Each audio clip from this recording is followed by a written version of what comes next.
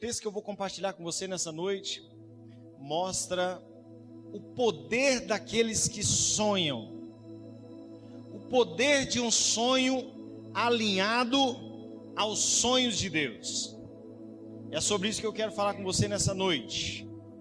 Diga assim comigo: somos o que sonhamos. O texto de Gênesis 37, a partir do versículo 1, diz o seguinte: habitou Jacó na terra das peregrinações de seu pai, na terra de Canaã. Essa é a história de Jacó. Tendo José 17 anos, apacentava os rebanhos com seus irmãos, sendo ainda jovem. Acompanhava os filhos de Bilá e os filhos de Zilpa, mulheres de seu pai, e trazia más notícias deles a seu pai. Ora, Israel amava mais a José do que a todos os seus filhos, porque era filho da sua velhice, e fez-lhe uma túnica talar de mangas compridas. Verso 4 diz: vendo, pois, seus irmãos que o pai o amava mais que a todos os outros filhos, odiaram-no e já não lhe podia falar pacificamente. Teve José um sonho e o relatou a seus irmãos, por isso o odiaram ainda mais, pois lhe disse: rogo-vos, ouve este sonho que tive. Atávamos feixes no campo, e eis que meu feixe se levantou e ficou de pé, e os vossos feixes o rodeavam e se inclinavam perante o meu. Então lhe disseram seus irmãos: reinará com efeito sobre nós? E sobre nós dominará realmente? E com isso tanto mais o odiavam por causa dos seus sonhos e de suas palavras. Teve ainda outro sonho e o referiu a seus irmãos, dizendo: sonhei também que o sol e a lua e 11 estrelas se inclinavam perante mim. Contando-o a seu pai e a seus irmãos, repreendeu o pai e lhe disse: que sonho é esse que tiveste? Acaso viremos eu e a tua mãe e teus irmãos a inclinar-nos perante ti em terra? Seus irmãos tinham-lhe ciúmes. O pai, no entanto, considerava o caso consigo mesmo. E quando foram os irmãos apacentar o rebanho do pai em Siquém, perguntou Israel a José: não apacentam teus irmãos o rebanho em Siquém? Vem, enviar-te-ei a eles. Respondeu-lhe José: eis-me aqui. Disse-lhe Israel: vai agora e vê se vão bem teus irmãos e o rebanho, e traze-me notícias. Assim o enviou do vale de Hebrom, e ele foi a Siquém. E o homem encontrou a José, que andava errante pelo caminho, e lhe disse, e lhe perguntou: que procuras? Respondeu: procuro meus irmãos. Dize-me, onde apacentam eles o rebanho? Disse-lhe o homem: foram-se daqui, pois ouvi-os dizer: vamos a Dotã. Então seguiu José atrás dos irmãos e os achou em Dotã. De longe o viram, e antes que chegasse, conspiraram contra ele para o matar. E diziam um ao outro: vem lá o tal sonhador. Diga assim comigo: o tal sonhador. Olha só o que diz o verso 20: vinde, pois, agora, matemo-lo e lancemo-lo numa dessas cisternas, e diremos: um animal selvagem o comeu, e vejamos em que lhe darão sonhos. Mas Rúben, ouvindo isso, livrou das mãos deles e disse: não lhe tiremos a vida. Também lhes disse Rúben: não derrameis sangue, lançai-o nessa cisterna que está no deserto, e não ponhais a mão sobre ele. Isso disse para livrar deles, a fim de restituí-lo ao pai. Mas logo chegou José a seus irmãos, despiram-lhe da túnica, a túnica talar de mangas compridas que trazia, e tomando-o, lançaram na cisterna, vazia, sem água. Ora, sentando-se para comer pão, olharam e viram que uma caravana de ismaelitas vinha de Gileade. Seus camelos traziam aromatas, bálsamo e mirra, que levavam para o Egito. Então disse Judá a seus irmãos: de que nos aproveita matar o nosso irmão e esconder-lhe o sangue? Vinde, vendamo-lo aos ismaelitas, não ponhamos sobre ele a mão, pois é nosso irmão e nossa carne. Seus irmãos concordaram. Pai, nós te damos graça pela tua palavra, que é viva e eficaz, e pode separar o nosso espírito da alma. Ó Deus maravilhoso, fala conosco nessa noite, libera sobre nós um ambiente de revelação, que traga sobre nós, Deus, revelação do alto, para que possamos sair daqui cheios da tua presença e da tua poderosa palavra, ó Deus, em nome de Jesus, Pai, amém. Olha, eu sou fascinado por essa história porque tem muito a ver com as nossas vidas. Todo ser humano em si é um sonhador. Alguns têm sonhos grandiosos e sonhos nobres, outros têm sonhos medíocres e egoístas, e assim por diante. Mas a história de José é algo empolgante. Esse texto bíblico que acabamos de ler nos mostra aqui a história de um jovem que parecia lunático e era muito mal interpretado pelos seus irmãos, pela sua parentela. Ele até sofreu injustiça para alcançar os seus sonhos. Eu quero te falar que geralmente as pessoas que sonham alinhadas com os sonhos de Deus buscam coisas grandes, porque Deus planeja coisas nobres para a sua vida. Mas eu quero te falar que a maioria dos sonhadores são mal interpretados, são considerados como arrogantes e assim por diante. Interessante que José passava por conflitos familiares por causa dos sonhos que Deus estava lhe dando. José passou por várias perseguições. Eu quero falar uma coisa para você nessa noite. Aprenda uma coisa: alguns desertos sempre vão aparecer antecedendo a realização dos sonhos que Deus colocou no seu coração. Quando Deus coloca sonhos, projetos em seu coração, entre o sonho e o cumprimento desses sonhos em sua vida, existe um percurso no qual todos nós passaremos. Chama-se deserto. O maior sonho de Deus para nós, a igreja do Senhor, é ter uma família de vários filhos. Mas não somente isso, é ter uma família de vários filhos com a imagem e semelhança de Jesus o Cristo. O apóstolo Paulo faz menção aos Romanos, no capítulo 8, versículo 17, está aí no seu boletim, depois você confere.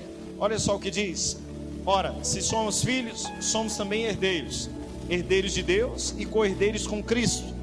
Se com Ele sofremos, convém também que com Ele sejamos glorificados. Antes da glória, sempre virá os conflitos.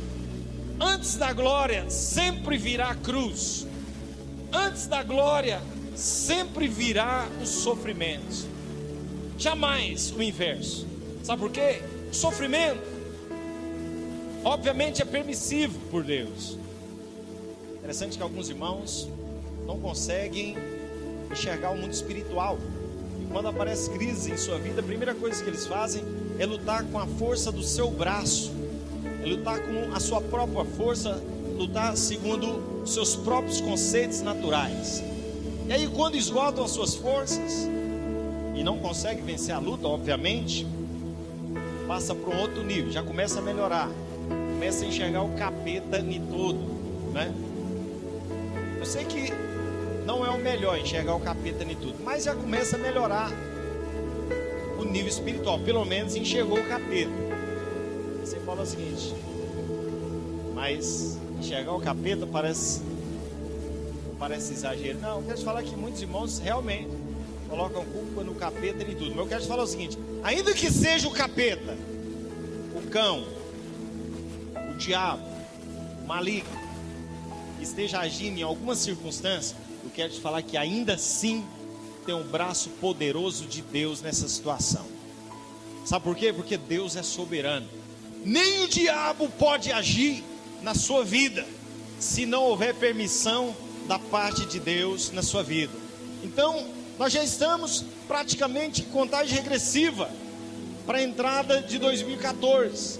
Faltam menos de 15 dias para concluirmos, ou exatamente 15 dias para concluirmos, finalizarmos esse ano de 2013.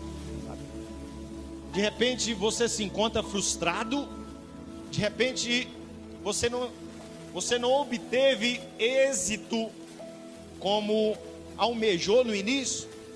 Eu quero te falar o seguinte: não desista. Deus continua sendo fiel, e para abençoar a sua vida, Ele está usando essas circunstâncias que você está vivendo para você amadurecer e tomar posse daquilo que Ele lhe prometeu. Você pode dizer amém por isso? Então, nós devemos aprender nessa noite é que o sucesso do cristão, o sucesso do crente, depende muito do tipo de resposta que damos a Deus nesses momentos circunstanciais, nessas crises, nesses conflitos. É como eu digo, alguns irmãos enxergam exatamente o contrário daquilo que Deus quer dizer. Alguns irmãos acham que Deus o abandonou mediante os conflitos. Eu quero te falar que o conflito ainda é uma expressão da graça e da misericórdia de Deus por sua vida. Deus te ama tanto que mesmo você sem merecer, Ele criou um trajeto para você passar, se aperfeiçoar, se tornar maduro para as grandezas daquilo que Ele reservou para a sua vida. Se tratando de sonhos, José é um referencial bíblico de sucesso. Mas por que tantas guerras precisam vir antecedendo a realização dos nossos sonhos? Na verdade é o seguinte: Deus, na sua onisciência, enxerga todas as coisas. Sabe o que eu fico fascinado com a história de José? Deus criou todo esse cenário que pareceu ser injusto na vida de José. Sabe para quê? Para salvar a família toda de Jacó de uma fome, de uma miséria que viria alguns anos depois. Sabe o que eu fico impressionado? Para Deus salvar a família de Jacó e dos seus filhos, toda a sua parentela, Deus manda um jovem de 17 anos parar numa cisterna, depois ser vendido como escravo e passar tantas injúrias lá no Egito, e depois se tornou rei do Egito, com controle de todas as coisas em suas mãos. E a crise veio. Jacó precisou comprar comida onde? No Egito. Quem era o rei? José, filho de Jacó, no qual, aos olhos naturais, na verdade, José já não existia mais. Então o reencontro foi lindo, e aquela família foi abençoada por toda essa situação difícil que passou José. Sabe o que eu quero te falar nessa noite, da parte de Deus? A situação que você está vivendo hoje servirá de exemplo para outras pessoas. A situação que você está vivendo hoje servirá para edificar a vida de outras pessoas. Você pode dizer amém por isso? Sabe, Deus, na sua onisciência, traçou um projeto para você trilhar, para você viver, para você amadurecer, obviamente ser abençoado, mas não abençoado de uma forma egoística. Interessante que quando Deus trabalha na vida de um indivíduo, Ele sempre olha coletivamente, Ele sempre olha a igreja, Ele sempre olha a família. Deus nunca vai te abençoar singularmente. Todas as vezes que Deus te abençoar, Ele quer atingir outras pessoas através dessa bênção. Olha, irmãos, Romanos 8, verso 28 diz o seguinte: sabemos que todas as coisas cooperam para o bem daqueles que amam a Deus, daqueles que são chamados segundo o seu propósito. Sabe o que quer dizer isso? Todas as coisas. Sabe o que quer dizer todas as coisas? É tudo. Tudo cooperam para o bem daqueles que Deus ama. Você pode dizer que é amado do Senhor? Você pode dizer amém por isso? Bata no peito e fala assim: eu sou amado de Deus. Fala assim: essa situação que eu estou vivendo, fala assim, está cooperando de alguma forma na minha vida. Fala assim: para que eu cresça. Fala assim: para que eu rompa. Fala assim: para que eu avance. Você pode dizer glória a Deus por isso? Então, irmãos, antes das realizações dos sonhos de José, ele foi moldado. De que forma? O jovem se tornou governador do Egito. O jovem se tornou a pessoa mais confiável de Faraó. sabe? Alguém cujas mãos, onde tocava, abençoava. Mas antes, ele passou por conflitos. Sabe o que estava acontecendo? Deus estava preparando a maturidade daquele jovem. Você crê, irmãos, que essa situação que você está vivendo hoje, sendo negativa ou positiva, contribuirá para o seu sucesso? Nós podemos aprender muitas coisas com esse texto que acabamos de ler. E a primeira coisa que nós podemos aprender é o seguinte: o Senhor nos convida a frutificar em todos os lugares que Ele nos plantou. Sabe de algo? Essa família que você tem não é um acaso. Interessante, né? Eu vejo os jovens empolgados para casamento. Isso é jóia, isso é bom, isso não é ruim não. Mas geralmente os jovens estão procurando a pessoa certa para se casar. Mas a pergunta é o seguinte: você é a pessoa certa? É uma pergunta a se fazer. Eu quero te falar o seguinte: Deus te colocou numa família com um propósito. Deus te colocou num ministério, numa célula, com um propósito. Deus te colocou numa faculdade com um propósito. Você está achando que você está estudando para ser advogado ou administrador só para ganhar dinheiro, né? Eu quero te falar o seguinte: não é esse o propósito de Deus na sua vida, fazendo esse curso. Deus te colocou ali para você ser um enviado do reino de Deus. Não para ser um administrador, um advogado, coisa assim. Você seja um administrador, um advogado, mas no reino de Deus. Você pode dizer amém por isso? Deus vai prosperar a sua vida. Mas qual o desafio nosso? Que você frutifique na faculdade, que você frutifique na sua família, que você frutifique na sua célula, que você frutifique no emprego onde Deus te pôs. Interessante. Sabe o que eu vejo aqui? Futuros empresários. O que eu vejo aqui? Futuros pastores, homens e mulheres com coração para Deus.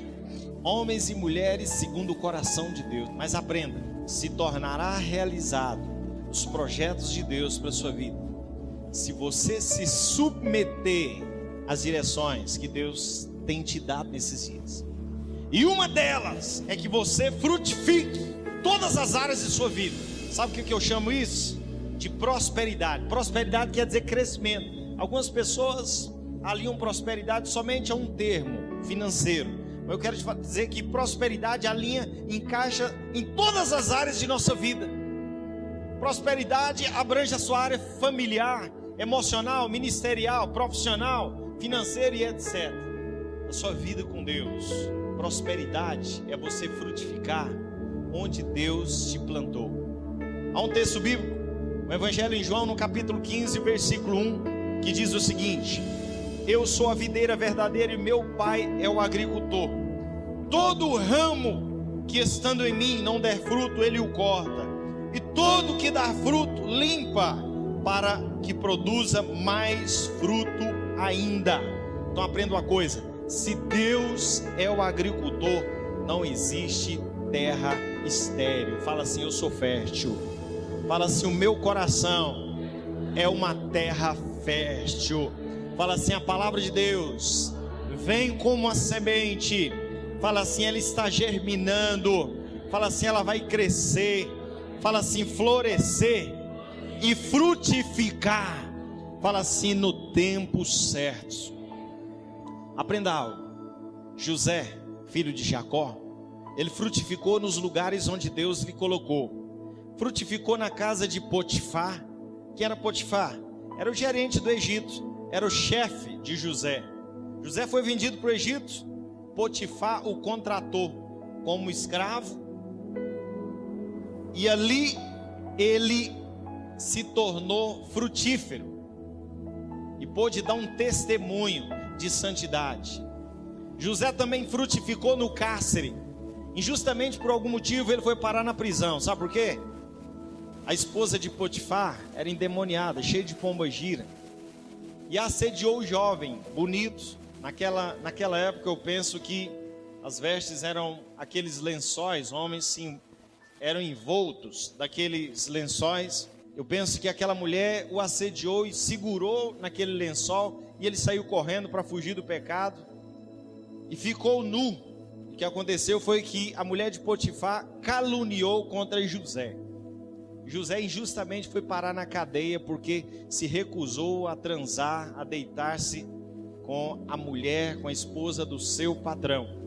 Mas lá no cárcere, ele poderia ter arrumado uma corda e ter suicidado. Fala, não, é o cúmulo do absurdo. Não basta eu ter sido vendido pelos meus irmãos de sangue, e agora eu estou aqui trabalhando honestamente, fujo da aparência do mal, do pecado para honrar a Deus, e ainda me mandam para o cárcere. Eu vou acabar com a minha vida. José não fez isso não. Sabe o que aconteceu? Ele continuou sendo fiel a Deus, ele continuou tendo percepção espiritual da parte de Deus, a ponto de desvendar, de revelar, interpretar os sonhos dos encarcerados, dos colegas de prisão. José cresceu, avançou tanto no período que ele ficou preso, que até o carcereiro, o chefe da cadeia, confiava tanto que entregava a chave da cadeia para o jovem. Fala, não, você administra aí, você comanda aí. Mas ali Deus deu graça para aquele jovem interpretar os sonhos de 2 colegas de prisão. E essa notícia chegou diante de Faraó, que estava precisando de interpretações de sonhos. José frutificou no governo do Egito. Faraó lhe confiou tudo, entregou um anel expressando autoridade. José governou o Egito na graça de Deus. Então aprenda algo: em todos os lugares que eu acabei de mencionar foram conflitantes, mas ainda assim José frutificou. Quero te falar isso mesmo.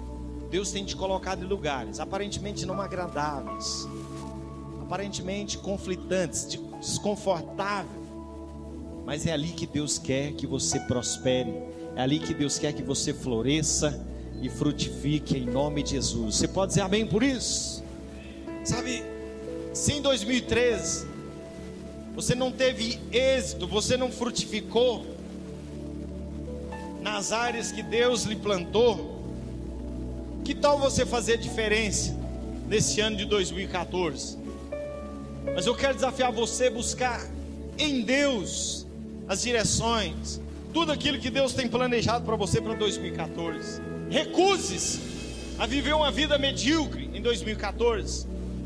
Recuse-se a ter uma vida familiar mais ou menos. Recuse-se a ter uma vida ministerial apática, infrutífera. Recuse-se a ter uma vida financeira desequilibrada, desordenada.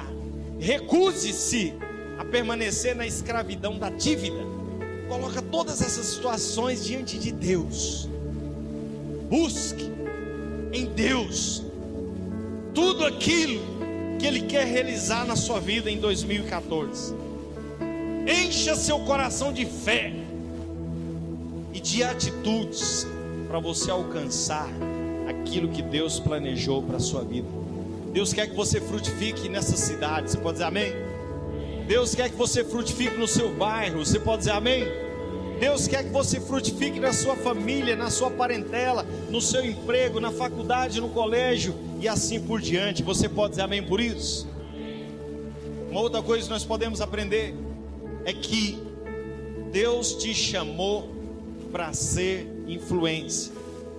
Segunda lição que nós podemos aprender sobre influência é que nós devemos exercer influência no ambiente em que vivemos. Mateus 5, verso 13 diz o seguinte: vocês são para a humanidade o sal, mas se o sal perde o gosto, deixa de ser sal e não serve para mais nada, é jogado fora e pisado pelas pessoas que passam. Essa é a tradução, é a nova tradução da linguagem de hoje. Olha, pare para pensar. José, aquele jovem, viveu longe da sua parentela, viveu longe do costume espiritual, viveu longe. Olha, irmãos, o costume egípcio é totalmente contrário ao costume dos judeus, e foi ali que Deus plantou José, longe de toda a sua cultura, da sua parentela, dos seus familiares, dos seus hábitos espirituais. Ele poderia ter se tornado profano, ele poderia ter se acostumado com os hábitos de Faraó, os hábitos egípcios, e passaram a invocar os deuses pagãos que aquela nação invoca até nos dias atuais. Mas sabe o que aconteceu? Ele fez exatamente o contrário. Ele não permitiu que o Egito entrasse dentro dele. Ele morou no Egito por décadas, mas ele não permitiu que o Egito entrasse dentro dele. Eu quero te falar o seguinte: você habita num mundo totalmente profano, porque tudo nesse mundo jaz no maligno. O príncipe desse mundo é o diabo. Aí você fala: pastor, então como que eu vivo nesse mundo? Eu quero te falar o seguinte: esse é o diferencial. Viva no mundo, mas não permita que o mundo entre dentro de você. Você pode dizer amém por isso?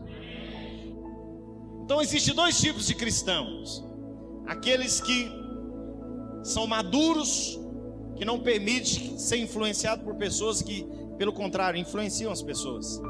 Existem aqueles outros que são imaturos, tipo Maria vai com as outras, e qualquer vento que passa os conduz para o pecado. Me lembrou uma história de uma formiguinha. Conta-se que houve um torneio entre as formiguinhas, colocaram um pau de sebo, fizeram um torneio com as formiguinhas. Quem chegasse no topo daquele pau de sebo se tornaria vencedor e ganharia um prêmio. E elas começaram a subir naquele pau de sebo escorregadio e etc e tal. Aí algumas formiguinhas gritando: vai, vai. E outras começaram a observar uma formiga franzina, que ela era menor do que as outras, e estava ficando para trás. E as outras formigas que estavam na torcida começaram a torcer contra, falando: ih, ela é muito pequena, ih, ela é muito frágil, ela não vai chegar lá. Interessante que ela não desistiu, ela começou a subir, e a maioria das formigas começou a desistir daquele trajeto que era muito escorregadio, muito difícil, e ela conseguiu chegar em primeiro lugar no final daquele pau de sebo. E aí lá embaixo, curiosamente, as outras formigas foram fazer uma entrevista com essa formiguinha vencedora, e quando fizeram uma pergunta para ela, qual foi o segredo do sucesso, ela não pôde responder. Os pais daquela formiguinha responderam. Ela não podia responder porque ela não ouvia, ela era surda. E ela chegou no final do topo porque ela não ouviu as críticas. Ela chegou no alvo alcançado porque ela não se deixou levar pelos incentivos negativos, pelas críticas, pelas falácias. Quero te falar que algo espiritual está acontecendo na sua vida agora. Você pode dizer amém? Mas vai depender de você. Quem você ouve nesses dias? A voz de Deus? A voz do Espírito Santo? Ou a voz de um descrente, de um enviado do diabo, para te desmotivar, para te afastar da presença de Deus? Você já parou para pensar que tem algumas companhias que parece que nos coloca mais familiarizado com pecados? Você tem que tomar cuidado com isso. Você tem que aprender a dizer não para esse tipo de companhia. Sabe por quê? Algumas pessoas podem atrapalhar você no trajeto de alcançar êxito em tudo aquilo que Deus planejou para a sua vida. Há um texto bíblico em Mateus 25, versículo 23, que diz: muito bem, servo bom e fiel, fostes fiel no pouco, sobre o muito te colocarei, entra no gozo do teu Senhor. Aprenda uma coisa: primeiro Deus lhe confia uma oportunidade. Você pode dizer amém? O que você está vivendo hoje é uma oportunidade. Você fala: pastor, mas parece que está longe do meu milagre. Eu quero te falar o seguinte: o seu milagre virá, Todavia, o que você está vivendo hoje é exatamente a oportunidade para você chegar no seu milagre. A sua reação diante das situações o fará prosperar ou não. Quantos querem avançar? Diga amém. Amém. Fala assim: eu me submeterei. Fala assim: aos planos. Fala assim: aos projetos de Deus. Uma outra coisa que nós podemos aprender: vença todas as provas sem queimar as etapas. Jovem, preste muita atenção. Você que é solteiro, está orando para casamento, aprenda uma coisa, meu filho: a núpcia é após a bênção de Deus. A noite nupcial é após a bênção de Deus, não o contrário. Se acontecer o contrário, você escavou maldição para a sua vida. É necessário que você se arrependa, porque esse ato chama-se fornicação.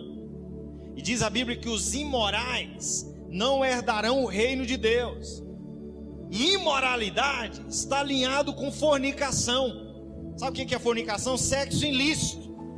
Que o sexo não é maldição, só que ele só pode ser aprovado, abençoado por Deus, se for dentro do matrimônio. Quantos podem dizer amém por isso? Se você tem vivido uma vida imoral, ou seja, de fornicação desses dias, se arrependa, porque isso é maldição para a sua vida. Esses dias para trás, aliás, ontem, eu e o pastor Mike, nós estávamos comentando, fazendo um balanço, de quantos casamentos nós administramos, e muitos a ruína, muitos despencaram. Achei interessante que o pastor Mike se sentiu acusado de alguns casamentos que ele ministrou que fragilmente despencaram. E eu disse para ele: isso não tem nada a ver com o profeta, isso não tem nada a ver com o ministro. Sabe o que isso tem a ver? Com as atitudes dos noivos, com as atitudes daqueles que se dispuseram a viver uma vida de santidade, só na aparência, só para cumprir tabela entre os homens. Sabe, irmãos, casamento é uma coisa muito séria. Ore, espere em Deus confirmações, para que você não queime as etapas. Você pode dizer amém por isso? Sabe, entre a promessa de Deus e o cumprimento da promessa, sempre vai existir um deserto. Conta-se uma história de um homem sábio, junto com seu discípulo, foi visitar um vilarejo, e ele observou uma fazendinha com uma humilde família. Ele chegou nessa família e observou as vestes daquela família, muito maltrapilho, um pessoal muito simples, uma casa muito rústica, não tinha plantações, e eles viviam numa crise. E aquele sábio perguntou para eles qual era a fonte de renda daquela família. E o dono da casa, o senhor, ele disse uma coisa: olha, nós temos uma vaquinha, e todos os dias nós tiramos leite dessa vaca, e uma parte nós vendemos para comprar o restante do mantimento, uma outra parte nós fazemos coalhada, nós fazemos queijo para nós mesmos. E aquele sábio, partindo com o seu discípulo, já um pouco distante, se sentiu indignado, voltou e pediu para o seu discípulo, falou: discípulo, pegue essa vaca e jogue no despenhadeiro agora. O discípulo assombrou e ficou sem entender, e sentiu até dificuldade de obedecer o comando do seu mestre, mas o mestre firmemente falou: pegue essa vaca e jogue no despenhadeiro. Ele, com muito pesar no coração, jogou a vaca no despenhadeiro e foi embora acusado. E o discípulo ficou acusado por muito tempo. Ao passar de 4 anos, ele decidiu voltar naquela fazenda, pedir perdão para aquela família, porque ele havia jogado a única vaca daquela família no despenhadeiro. E quando ele chegou, ele observou que de imediato a vista era diferente. Tinha uma casa nova, tinha plantações, tinha gado, tinha cavalos, tinha até um porteiro para abordá-lo. E ele foi e perguntou para o porteiro: olha, aqui não está morando mais uma família aqui? Há 4 anos eu vim aqui, tinha uma família aqui, não mora mais aqui? O porteiro falou: não, mora sim, vai lá. E ele chegou lá, de repente encontra uma família numa casa bem confortável, aconchegante, o pessoal com vestes, com um semblante dos melhores. E o discípulo do mestre não pôde segurar e perguntou, falou: olha, mas em 4 anos que aconteceu de tão extraordinário que vocês mudaram de vida radicalmente? E o dono da casa, mais uma vez, chegou nele para responder. Falou: olha, nós não sabemos, mas nós tínhamos uma vaquinha e porventura ela morreu no despenhadeiro. E depois disso nós descobrimos que nós tínhamos talentos e que nós não usávamos. E passamos a usar nossos talentos e passamos a trabalhar mais. E desenvolvemos os nossos talentos e passamos a ganhar dinheiro com isso. O que eu quero te falar nessa noite com essa ilustração é o seguinte: talvez você tenha algumas coisas que têm limitado a sua fé. Talvez você tenha algumas coisas que têm segurado hoje na sua vida, que tem limitado o seu potencial, os talentos que Deus lhe colocou. Que aí dentro de você tem coisas ocultas que devem ser usados para a glória de Deus. Tem talentos ocultos aí que você ainda não descobriu. Você está cheio de potencial de Deus. E quando você olha no espelho, você se sente o pior dos piores. De repente você se sente o inferior na sua célula, no seu emprego, no colégio. Se sente o desprezível, o impotente, o incapaz. Mas não é isso. Exatamente o contrário. Dentro de você tem o poder de Deus.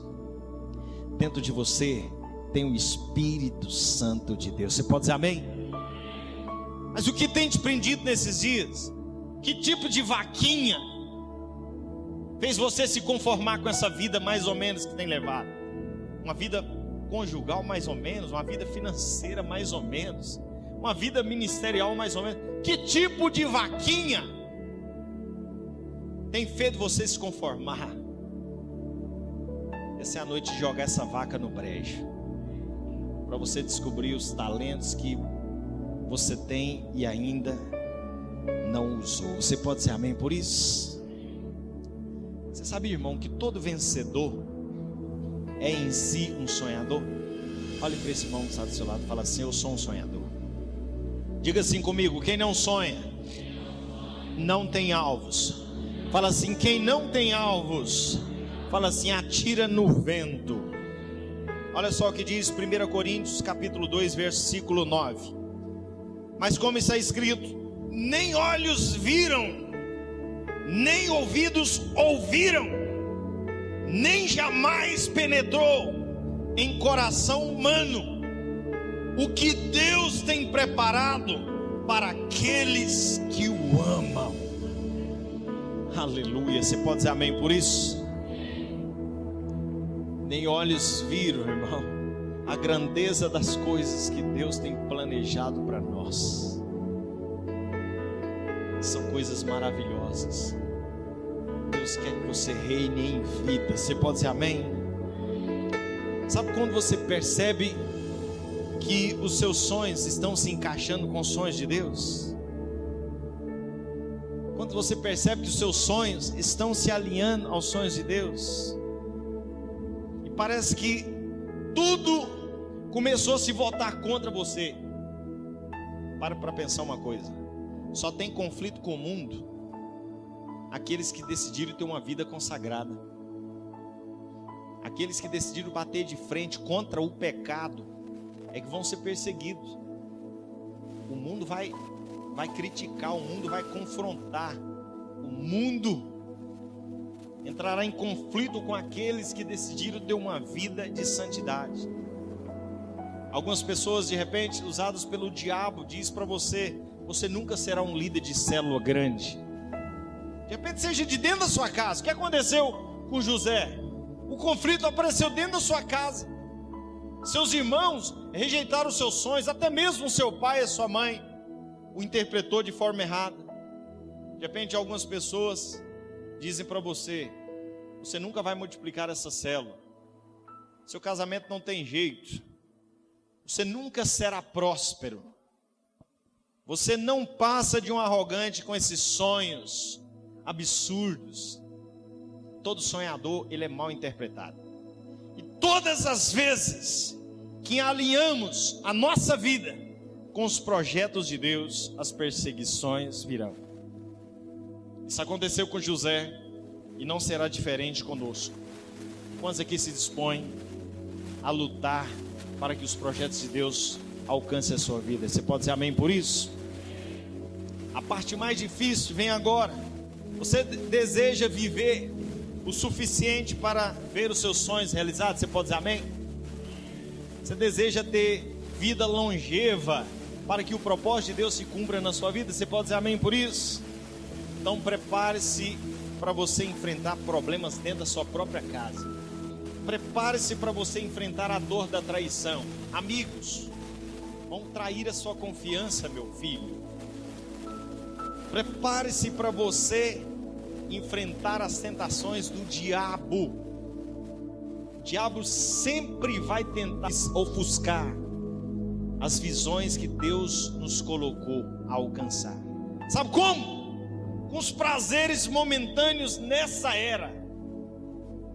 O diabo tenta, sempre concorre com os projetos eternos de Deus, ofuscando a vista do crente com coisas passageiras desta era.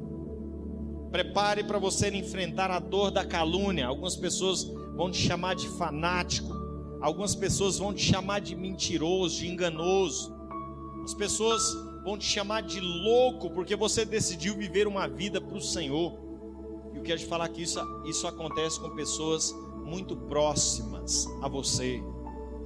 Prepare para você enfrentar a dor da ingratidão. Sabe, eu gosto de usar muito o exemplo da lagarta. A lagarta é um verme desprezível que se torna uma borboleta linda. Não dá para acreditar que de um verme tão feio se torne numa borboleta tão linda. Mas interessante que toda borboleta antes foi um verme que passou pela pressão de um casulo. Todo verme, para se tornar uma borboleta, ele precisa passar pela pressão do casulo. De repente, nesses dias você tem vivido como verme e se recusa a passar pela pressão para se transformar em uma borboleta. O cristão, ele é moldado pelas pressões, não o contrário. O cristão, ele é moldado pelos conflitos. Você fala, poxa, mas por que o cristão tem que sofrer? O cristão não tem que sofrer, porque quando o cristão é cheio do Espírito Santo, a luta, as crises é um detalhe na sua vida. Sabe por quê? Porque ele é cheio do Espírito Santo, ele consegue enxergar o propósito além dos conflitos circunstanciais. Eu quero convidar você a se colocar de pé. Para concluir, quero fazer uma pergunta para você. Você deseja ser um campeão assim como foi José? Você deseja ser um vencedor assim como foi José? Quero te falar que Deus tem sonhos maravilhosos para a sua vida. Não desista dos sonhos que Deus colocou no seu coração. Viva acima da mediocridade, irmão. Não aceite ser nivelado por baixo. Viva de tal forma que os seus caluniadores e os críticos de plantão se passem por mentirosos. Por último, não negocie aquilo que Deus tem para a sua vida. Eu quero orar por sua vida. Quero chamar os irmãos do louvor.